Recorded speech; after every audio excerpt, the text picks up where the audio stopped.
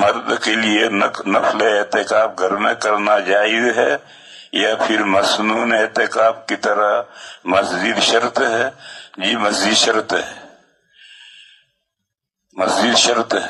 اور آج کل لاک ڈاؤن کی وجہ سے مسجد میں اعتکاف اگر نہیں کر سکتے ہیں تو یہ عارضی بات ہے، اور اس عارضی بات کی وجہ سے گھر میں اعتکاف کرنے کا جواز نہیں ہے۔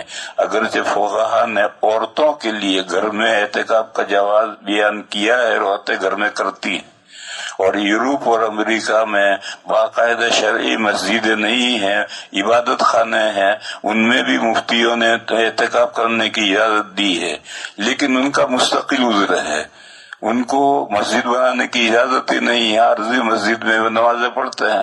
عورتوں کے لیے بھی عذر ہے، وہ مسجد میں آ ہی نہیں سکتی، وہ گھروں میں اعتکاف کرتی ہیں۔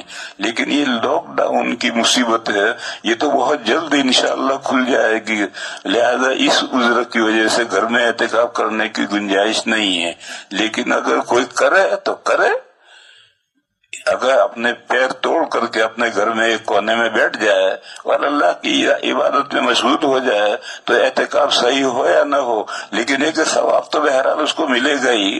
کیا عورت کھانا پکانے کے لیے اپنے معتکف سے نکل سکتی ہے؟ عورت نے گھر میں اعتکاف کیا ہے تو وہ کھانا پکانے کے لیے اپنے معتکف سے نکل سکتی ہے؟ نہیں نکل سکتی۔